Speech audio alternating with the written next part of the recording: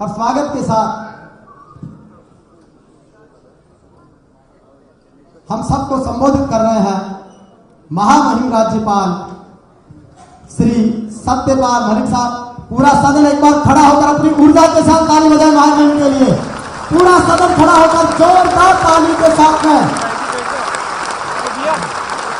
अभिनंदन, आभार, न्याय, सत्य, ईमानदारी हम सबके प्रिय श्री सत्यपाल मलिक साहब।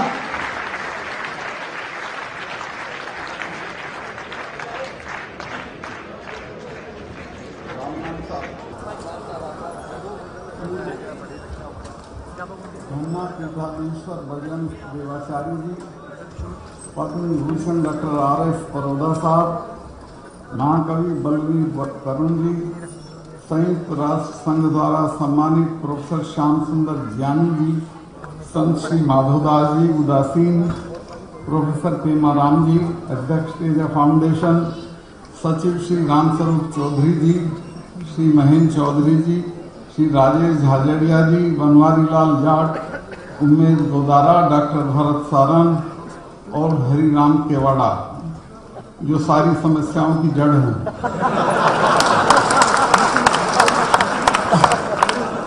ये आदमी को बेला फुसला के ले आते हैं, फिर उसका तेल निकाल देते हैं।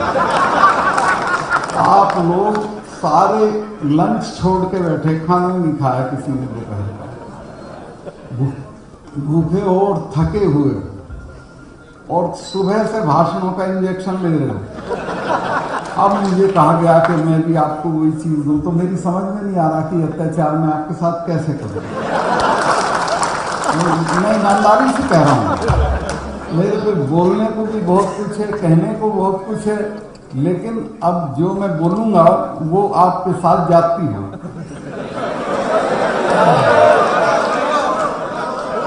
लेकिन ये बहुत पवित्र मौका है। वीर तेजा जी के नाम पे कोई चीज हो रही है तो उसमें कोई बदसूरती नहीं करनी चाहिए, लिहाजा मैं इस बात को खुद भी बर्दाश्त कर रहा हूं और आप भी थोड़ी देर बर्दाश्त कर रहे हैं। ये जो प्रयास कर रहे हैं रामस्वरूप जी और इनके साथी, ये बड़ा काम है। कौमें दुनिया में वही तरक्की कर सकती हैं जो तालीम की तरफ तवज्जो देती है। मुझे एक बात याद आती है जो मैं बहुत जगह बोलता हूं, कॉन्वोकेशन में खासतौर पर गवर्नर बुलाए जाते हैं तो मैं सब जगह कहता हूं कि लंदन में जब बड़ी लड़ाई हो रही थी जिसको वर्ल्ड वॉर सेकेंड बोलते हैं, तो उस वक्त बजट पेश किया गया। उस बजट में सब मदों में कटौती की गई, लेकिन शिक्षा मद में कोई कटौती नहीं की गई। तो अपोजिशन ने कहा कि इसमें क्यों नहीं आपने कटौती की। प्रधानमंत्री ने कहा कि देखिए लड़ाई चल रही है, पुल टूट जाएंगे दोबारा बन जाएंगे, कारखाने बर्बाद हो जाएंगे दोबारा खड़े कर लेंगे, घर भी गिर जाएंगे तो फिर तामीर कर लेंगे, लेकिन अगर एक पीढ़ी बर्बाद हो गई तो दोबारा खड़ी नहीं हो सकती। लिहाजा शिक्षा की मद में कोई कटौती नहीं होगी। तो जिस कौम का ये दृष्टिकोण था उसी ने सारी दुनिया पे राज किया। जो कौमें एजुकेशन में पिछड़ती चली गई वो बर्बाद होती चली गई। मैं आपसे निवेदन करता हूं कि इस बात का महत्व हमें जितनी जल्दी समझ लेंगे, हमारे पास कुछ नहीं है, राज नहीं है, रजवाड़े नहीं है, कारखाने नहीं है, फैक्ट्रियां नहीं है, बहुत पैसा भी नहीं है, होगा काम चलाओ, ये कोई पैसा नहीं होता जितने पे हम लोग इतरा रहे हैं। आजकल तो लोगों पे बहुत बहुत रुपया है, लेकिन असली ताकत, जो असली एम्पावरमेंट है वो एजुकेशन से होता है। एजुकेशन इंसान को कहीं से कहीं पहुंचा देती है। एक दृष्टांत मैं आपको देना चाहता हूं। ये जो लीबिया का तानाशाह था गद्दाफी, वो जब मारा गया तो विद्रोहियों ने उसके दफ्तर की तलाशी ली। उस तलाशी में उनको एक डायरी मिली। उस डायरी में उन्होंने जब पढ़ा तो वो लिखता है डायरी में कि मुझे जीवन का सबसे ज्यादा आनंद तब आता है जब मैं लिटिल कोंडालीजा राइस एक अमेरिका की विदेश मंत्री थी, दुबली पतली, शक्ल सूरत में बहुत साधारण और बहुत मामूली घर की लड़की, सिर्फ तालीम की वजह से अमेरिका की फॉरेन सेक्रेटरी बन गई थी। तो लिखता है कि जब वो लिटिल कॉन्डी शेखों को धमकाती है तो मुझे बहुत आनंद आता है। तो लिटिल कॉन्डी शेखों को अमेरिका की ताकत पे धमकाती थी और अमेरिका की ताकत लिटिल कॉन्डी को मिली थी उसकी तालीम की वजह से। तो तालीम आदमी को वहां पहुंचा देती है।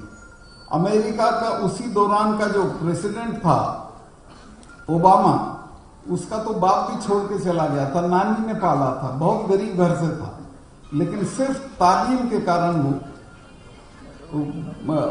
अमेरिका का राष्ट्रपति बन गया था। तो तालीम आदमी को कहीं से कहीं पहुंचा देती है। इस बात को हमें समझ लेना चाहिए और समझ में आने की बात है। अभी जिनको हमने इनाम दिए हैं, तालीम में ये कोई कलेक्टर हो जाएगा, कोई कमिश्नर हो जाएगा, कोई कहीं होगा, कोई कहीं सलामी ले रहा होगा। अदरवाइज संभव था क्या? बिल्कुल संभव नहीं था। सिर्फ तालीम आपका सबसे बड़ा हथियार है तालीम। तो तालीम पे हमारे पूरे समाज को जोर देना चाहिए। दिक्कत क्या है? मैं 1.5 कमरे के मकान में रहता था गवर्नर बनने से पहले दिल्ली में। मिनिस्टर रह लिया था, 3 बार MP रह लिया था, MLA रह लिया था, लेकिन मेरे पे 1.5 कमरे का मकान था।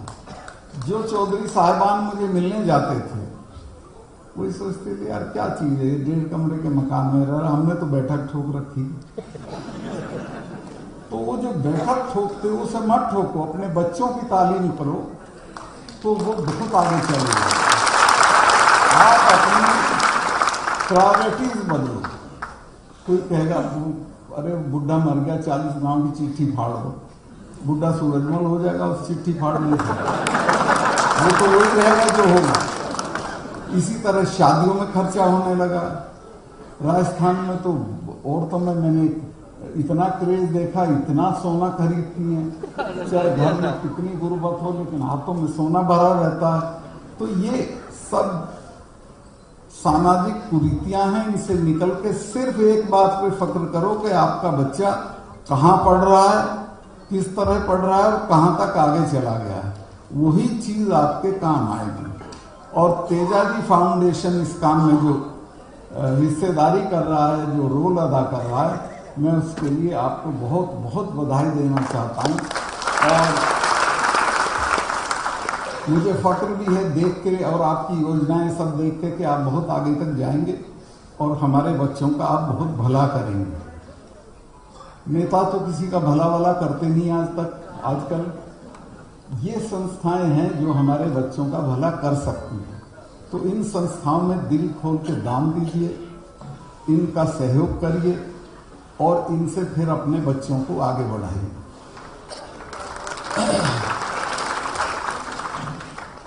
ये जो कवि महाराज हैं, इन्होंने वो एक उनका साधु का जिक्र किया जिन्होंने महारानी लक्ष्मीबाई को अपनी झोंपड़े के साथ जला दिया था, पर इन्होंने ये नहीं बताया कि वो साधु मेरे जिले के थे।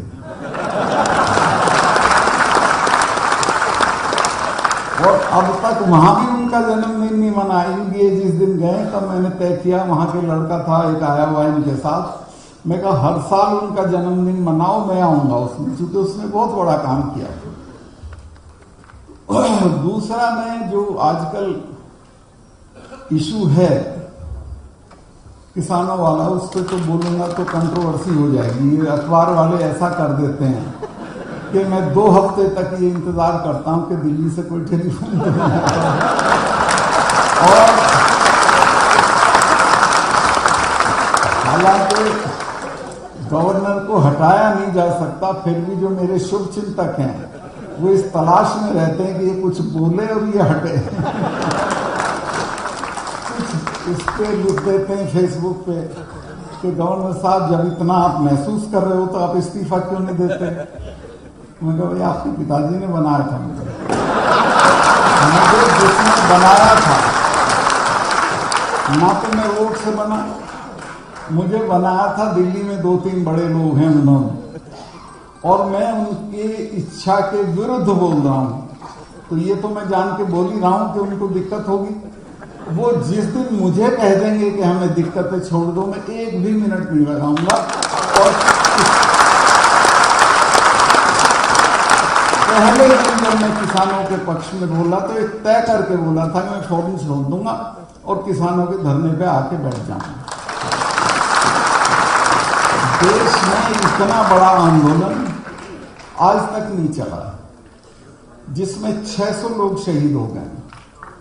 कुतिया भी मरती है तो दिल्ली के नेताओं का शोक संदेश जाता है, लेकिन 600 किसानों का प्रस्ताव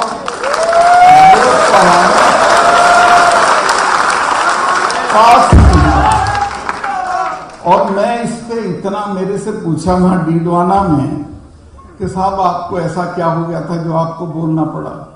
मैं कहा मैं इस बात से बहुत आहत हूं कि 600 लोग, अभी कहीं एक्सीडेंट हुआ, आग लगी कल उसमें महाराष्ट्र में, 5-7 लोग मरे उसमें, लेकिन दिल्ली से प्रस्ताव आ गया उनके पक्ष में। हमारे 600 लोग मरे, उस पर कोई नहीं बोला। संसद में कोई हमारे वर्गों के लोग जहां हैं वो भी खड़े नहीं हुए प्रस्ताव पास करवाने के लिए। तो ये कोई अच्छी स्थिति नहीं है और इसमें मैं काफी आहत था, गुस्से में था। मैं तो प्रधानमंत्री जी से मिलने गया तो मैंने उनको कहा कि आप गलतफहमी में हैं, ना तो इन सिखों को हराया जा सकता है। इनके गुरु के 4 बच्चे उसकी मौजूदगी में खत्म हो गए थे, लेकिन उसने सरेंडर नहीं किया था। और ना इन जाटों को हराया जा सकता है।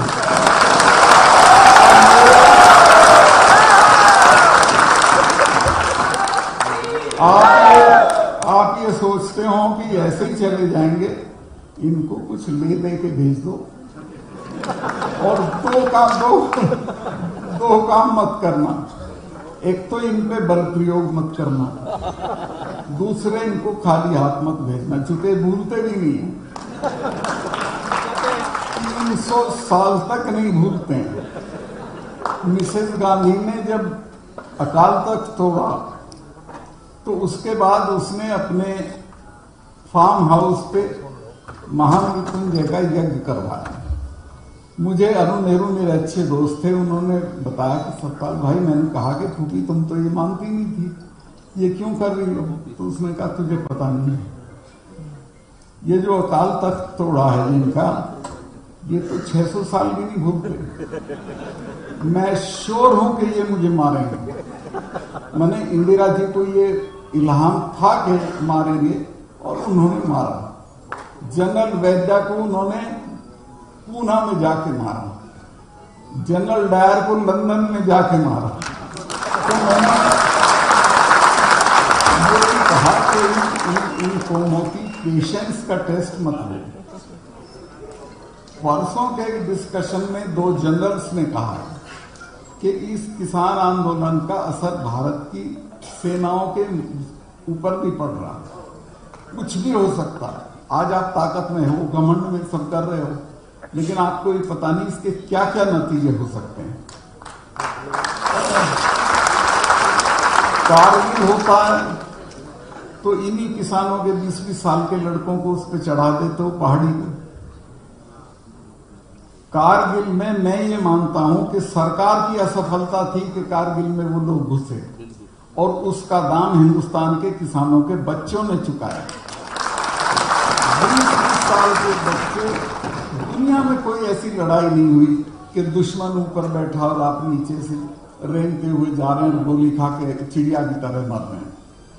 तो ये जो है, ये अन्याय हमारे ही साथ होता है, लेकिन इसमें किसी ना किसी दिन लोग रिएक्ट कर जाते हैं। मैं नहीं चाहता कि कोई ऐसा दिन आए जब ये किसान लोग रिएक्ट कर। अभी तो किसानों ने एक कंकड़ भी नहीं मारी है किसी को।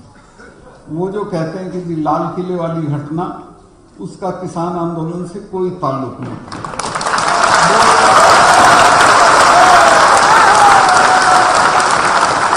और मैं किसान आंदोलन का नेता होता तो मैं उसे भी जस्टिफाई करता। किसान लाल किले पे झंडा फहराने का अधिकार सिर्फ प्रधानमंत्री को है, लेकिन उसके बाद अगर किसी को है तो आप जानते होंगे कि आपके तो गीतों में, बातों में, किस्सों में लाल किला ले लिया, लाल किला लेंगे, यही आता है। भरतपुर माने लाल किला। इसी तरह सिखों के जिनके कई गुरु लाल किले के दरवाजे के बाहर गुरु तेग बहादुर की गर्दन कटी हो तो उसकी औलाद को लाल किले पे झंडा फहराने का अधिकार नहीं। और आप जितना भी लोकगीत है, कहानी है, किस्से हैं, उसमें सिखों और जाटों का एक ही रहता है, लाल किले पे जाना। जब चौधरी साहब की पार्टी हरियाणा में बिल्कुल नहीं थी और देवीलाल जी के पास में और बाबरी जी गए और हमने कहा चौधरी साहब पार्टी ज्वाइन कर लो, उन्होंने कहा नहीं, काहे की पार्टी है तुम्हारी, मैं नहीं ज्वाइन करता। मैंने एक मीटिंग चौधरी साहब की कराई बड़ी भिवानी में, 1 लाख आदमी था, और मैंने उसमें कहा कि अगर आप साथ दे दोगे तो 6 महीने में चौधरी चरण सिंह को लाल किले पे चढ़ा देंगे। आप मेरा यकीन करें, पूरी भीड़ स्टेज पे के पास आ गई जय जयकार करती हुई, और मुझे चौधरी साहब ने कहा कि पूरे हरियाणा में ये मीटिंगें करके ये बात बोल दो, इसी पे खड़े हो जाएंगे। आप हैरत करोगे कि हरियाणा में लोक दल इसी बात पे खड़ा हो गया कि लाल किले पे चरण सिंह को चढ़ा।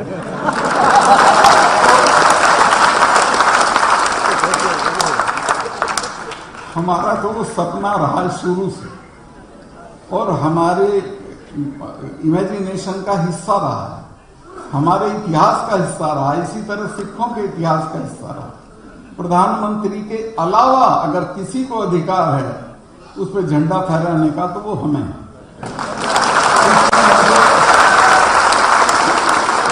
कोई शर्मिंदगी का एहसास नहीं होता अगर हमारा कोई लड़का लाल किले पे झंडा फहराया है। उस जगह तो नहीं फहराया जहां प्राइम मिनिस्टर ने फहराया था, एक तरफ एक खंबा था उस पर टांग दिया था और तुमने ऐसा बना दिया कि जिससे बड़ा खतरनाक काम हो गया, देशद्रोह का काम हो गया। ये सब मत करो, सीधे सीधे बैठो, भाई तुम्हारी ये मांगे, ये हम मान सकते हैं, ये नहीं मान सकते। ये जो मैंने तो बल्कि ये कहा प्रधानमंत्री जी से कि आप राजा हो, आप बड़े हो, आप ये कहो किसानों को कि भाई तुम गलत हो, मैं सही हूं, फिर भी मैं तुम्हारी बात मान रहा हूं, क्योंकि मैं तुम्हारी तकलीफ नहीं देख सकता, तो आप बहुत बड़े हो जाओगे। तो अब मैं नहीं बताता उन्होंने क्या कहा, कैसे रिएक्ट किया, लेकिन मैं ये बता सकता हूं कि ये भी मैंने कहा कि ये सिर्फ एमएसपी आप मान लें, ये तीनों कानून तो सुप्रीम कोर्ट ने रोक रखे हैं, सिर्फ एमएसपी मान लो तो ये मसला हल हो जाएगा। लेकिन एमएसपी के बिना तो हमारा गुजारा नहीं है, क्योंकि हमारी हर फसल की डिस्ट्रेस सेल होती है। हम बोने चलते एक दाम होता है, काटने चलते दूसरा दाम होता है, और एमएसपी से नीचे दाम मिलता है हर फसल का हर साल। उसके बिना तो किसान नहीं मानेंगे, उसको ये देना नहीं चाहते। उसका कारण मैं आपको बताना नहीं चाहता, आप जानते होंगे। इसमें किसी का नुकसान होता है एमएसपी लागू हो जाने से।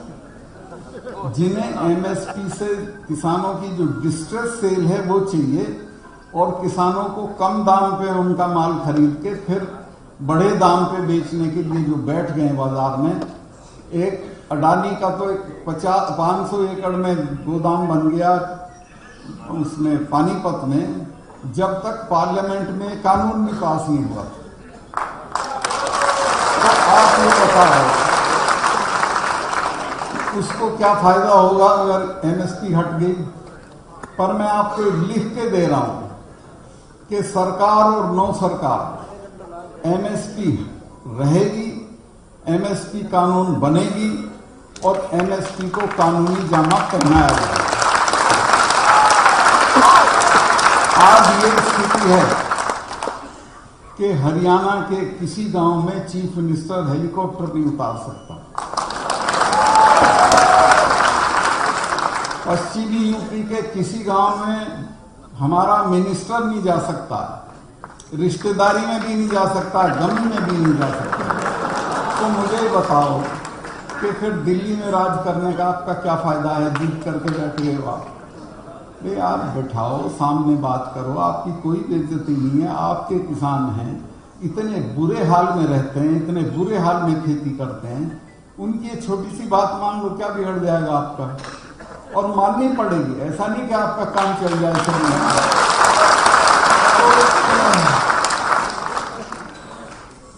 मैं बहुत लंबा हो गया और इस सब्जेक्ट पे मुझे बोलना नहीं चाहिए था।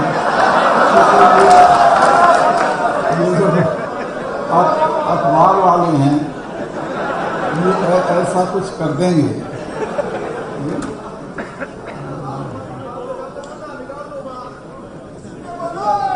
एक मैं ये कहना चाह रहा हूं कि एजुकेशन का देश में ये हाल है। मैं मिनिस्टर रहा हूं पार्लियामेंट्री अफेयर्स का। एक आपके यहाँ के मिनिस्टर थे जो गवर्नर हो गए, मेरे अच्छे दोस्त हैं, जगदीप जी। वो मेरे नीचे डिप्टी मिनिस्टर थे। मैं वीपी सिंह का स्टेट मिनिस्टर था और वो डिप्टी मिनिस्टर थे। तो वो मेरे पास एक दिन आए कि अरे मेरा महकमा बदलवा दो। मैं कहा क्यों? कहने लगे मैं जाता हूं तो चौधरी लोग कहते हैं कि क्या महकमा है ये? पार्लियामेंट्री अफेयर्स था वो। मैंने कहा मेरे लोगों की तो समझ में नहीं आता क्या है। तो मैंने कहा जनवरी में गारंटीड बदलवा दूंगा और सरकारी चली गई नवंबर में।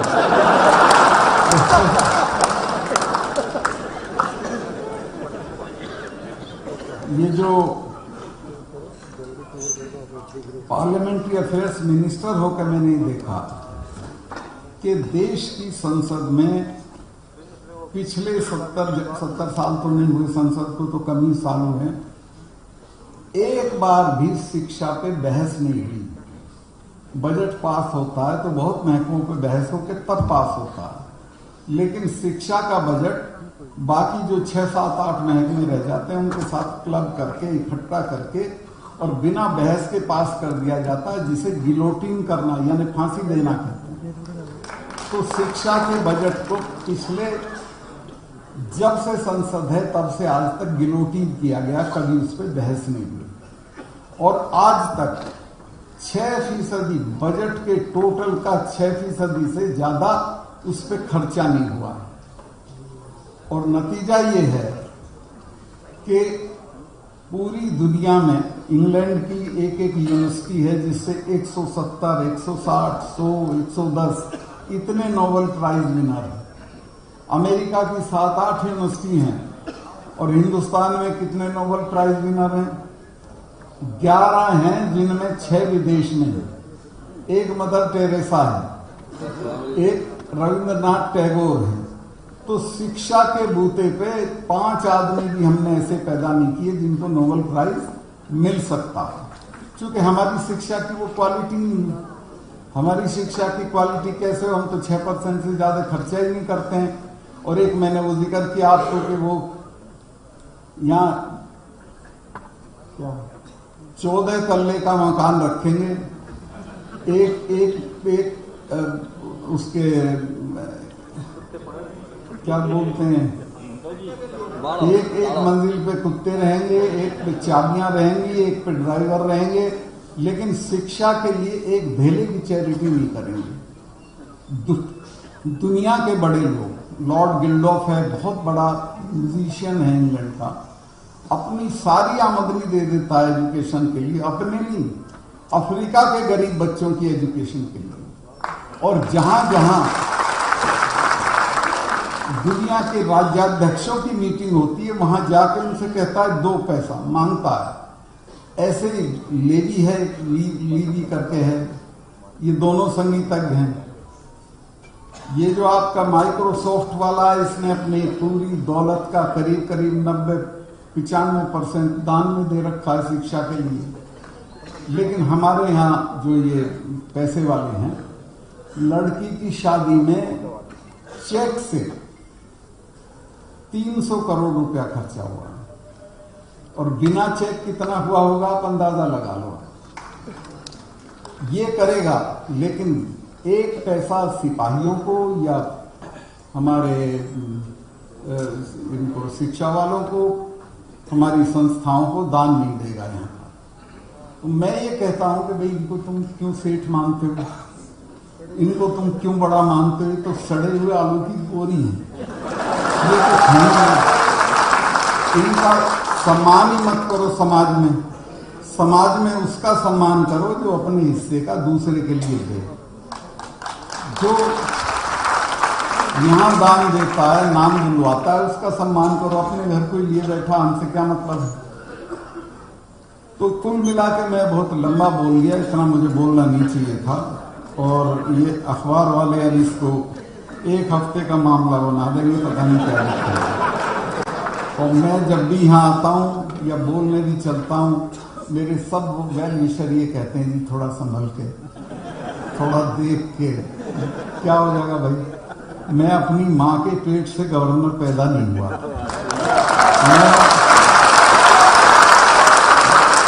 मेरे पास जो है उसे खोने के लिए हर वक्त तैयार रहता हूं, लेकिन मैं अपनी आत्मा, अपना सोच, अपने कमिटमेंट को कभी नहीं छोड़ सकता। चौधरी चरण सिंह जी, मैं उनके सानिध्य में क्या, मैं तो कहूं उनके चरणों में बैठ के काम किया। एक ही बात कहते थे, उनकी बहुत सारी बातें जो याद रखनी चाहिए, लेकिन वो ये कहते थे कि अपने वर्गों के सवाल पे कभी समझौता मत करो। अपने वर्गों के सवाल पे जो तुम्हारे पास हो उसे छोड़ने के लिए तैयार रहो, लेकिन समझौता मत करो। बहुत सी उनकी कोटेशन एक है, वो कहते हैं कि दिल्ली, एक किसान को एक निगाह अपने खेत पे और एक दिल्ली पर रखनी चाहिए। दिल्ली का रास्ता खेत से होके जाता है। तो बहुत बातें थी जिसमें ये खास थी कि अपने वर्गों के हितों पे कभी कोई समझौता मत करो। तो मेरा भी वही एटीट्यूड है कि मैं कुछ भी छोड़ सकता हूं, लेकिन मैं ये नहीं देख सकता कि किसानों के साथ जुल्म हो रहा हो, वो हराए जा रहे हैं, उन्हें घुराया जा रहा हो और हम अपना पद लिए बैठे रहे। तो इससे बड़ी लानत की कोई बात नहीं है। टिकैत का लड़का जिस रात रोया है, रोते कई हजार आदमी उसके घेर पे पहुंच गया। और अगले दिन वहां पंचायत थी। मैंने 11 बजे रात को किसी बड़े नेता को जगा के कहा कि मेरा हाथ जोड़ के निवेदन है कि इसको आज मत गिरफ्तार करो। वो मेरे से सहमत थे। उन्होंने कहा कि हाँ, कल की पंचायत में हिंसा हो जाएगी। मैं कहा हिंसा नहीं चाहते हो तो? उन्होंने कहा तुम सॉर्ट आउट करो इसको। मैं कहा मैं कर दूंगा, मेरी एक शर्त है कि क्या कि इसको आज मत गिरफ्तार करो, कल कर लेना। आज ये जो रोया है इसका असर चला गया नीचे तक। सबसे पहले जींद जिले के लोग सड़क पे आए। तो ये पता नहीं कहां तक बात जाएगी। तो वो मैं उनका धन्यवाद करता हूं। 1 मिनट में मान गए। उन्होंने कहा मैं भी सब फोर्सेस को वापस बुलाता हूं, तुम उसको को मेरे से बात कर ले। उसने फौरन फोन किया, बात हो गई। उन्होंने कहा अपने भाई को कहना पंचायत में कोई हिंसा नहीं होगी। उसने कहा कि मेरी गारंटी है नहीं होगी। और वो बाहर है। उस दिन से आज तक गिरफ्तार तो नहीं हुआ। तो असली बात यह है कि जो ऐसे मौके होते हैं उनको अवॉइड किया जाता है। सरकार में भी ऐसे लोग हैं जो किसानों के पक्ष के हैं, ऐसा नहीं है कि नहीं ऐसा, लेकिन एक आध आदमी के सर में ताकत इतनी घुस गई है कि उसको जमीन नहीं दिखती। लेकिन हमारे गांव में कहते हैं कि घमंड तो रावण का नहीं रहा। किसी ना किसी दिन ये बात समझ में आ जाएगी कि ये गलत है, और मुझे लग रहा है बहुत जल्दी आ जाएगी ये बात समझ में। और किसान दिल्ली से हार के नहीं आएंगे। इन्होंने भी तय कर रखा है कि हम इस काम को पूरा ही करके जाएंगे। 1 साल लगे, 2 साल लगे, 3 साल लगे, 4 साल लगे, वो जीत के आएंगे, कामयाब होके आएंगे। चूंकि वो अपने लिए नहीं लड़ रहे हैं। एक और दिलचस्प बात बताता हूँ देश की। यहाँ ये प्रचार होता है तो 3 स्टेट का झगड़ा है सिर्फ। पंजाब, राजस्थान और हरियाणा का कुछ नहीं, पंजाब, हरियाणा, राजस्थान का कुछ टुकड़ा और वेस्टर्न यूपी का कुछ टुकड़ा, वो गलत फहमी में है। जब ये किसानों ने बंद की कॉल दी तो मैं उसके अगले दिन मेघालय गया था, तो मैंने पता किया तो उन्होंने कहा यहाँ के किसान भी बंद कर रहे थे। आप अंदाज लगाओ, जब मेघालय का किसान भी इनके साथ है तो देश में अकेले कैसे हैं। ग्वालियर से मुझे किसान जो मेरे जानने वाले हैं उनके फोन आए कि हम आ तो सकते नहीं हैं यहाँ, लेकिन आप ये बता देना कि हम इनके साथ हैं। तो ये बहुत बड़ा आंदोलन है, इतना बड़ा आंदोलन कभी हुआ नहीं है। और मील साहब, ये पैसे तो आते जाते हैं, इनकी मदद करो और इनके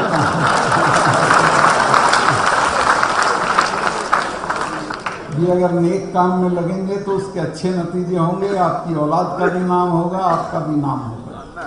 मैं बहुत समय आपका दे दिया जो उचित नहीं था।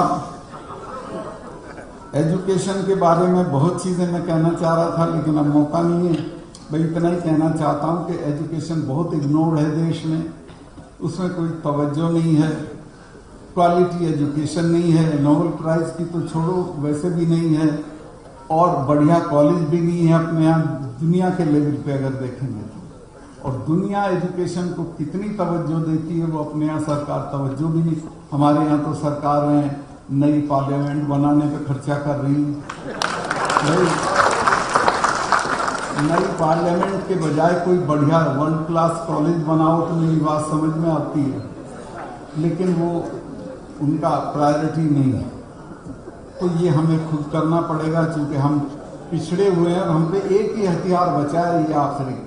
क्योंकि ना बंदूक से लड़ सकते हो, ना लाठी से, एजुकेशन से लड़ सकते हो। अपने बच्चों को बढ़िया तालीम दो, फिर आपके बच्चे कहीं नहीं पीछे।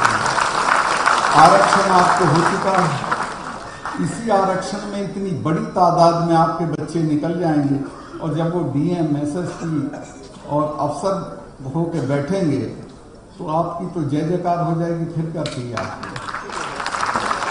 लेकिन मैं फिर दोहराऊं, आप ये जो काज करना है, और मेरा एक साथी था, वो आया एक दिन, किसी कर्जे में हो गया। मैं क्यों? कहने मेरा बाप मर गया था पिछले महीने, गांव वालों ने बिठा के 40 गांव की चिट्ठी फड़वा दी। मैं कहा फिर? कहने जी बहुत पैसे खर्च हो गए। मैं फिर तेरा बाप इससे सूरजमल बन गया क्या? कि बिना मौके सालो ये काम छोड़ दो, कुछ नहीं रखा है इन्होंने, दहेज छोड़ दो। राजस्थान की तो महिलाओं से हाथ जोड़ के कहता हूँ, ये सोने का, यहाँ तक के सोने का चलन छोड़ दो। ये सारी चीजें छोड़ के सारा पैसा बच्चे की बढ़िया से बढ़िया तालीम करने में लगा, उसे बढ़िया से बढ़िया इंस्टीट्यूट में भेजो, यूनिवर्सिटी में भेजो। जब वो पढ़ के वहाँ से निकलेगा तो इतना ताकतवर होगा कि जिनसे आप डरते दबते थे वो उससे डरने लगेंगे, वो उसे सलाम करेंगे। मैं बहुत कई बार कह भी लिया ये मैंने कि मैं बहुत लंबा हो गया, मैं माफ़ी चाहता हूँ। और मुझे बहुत बुरा भी लग रहा है कि सब भूखे बैठे हैं दोपहर का खाना से, और मैं अपने ऐसे काम को लगा दिया हूँ। तो बहुत माफ़ी चाहता हूँ। फिर कभी आऊँगा और मैं आता रहूँगा आपके संस्थान में।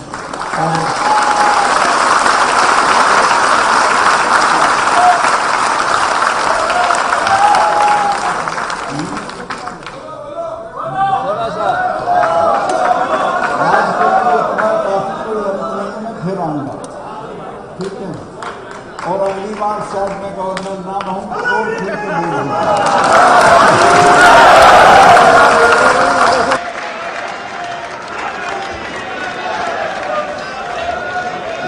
आप सभी लोग व्यवस्थित रूप से विराजे। बहुत बहुत आभार और अभिनंदन के साथ में महामहिम का धन्यवाद ज्ञापन राष्ट्रगान होगा। आप लोग व्यवस्थित रूप से विराजे। 4-5 हमारी सांस्कृतिक कार्यक्रम वाली बच्चियां हैं, वो पीछे खड़ी हो गए, फोटो हो जाएगा जो तिलक कर रहे थे।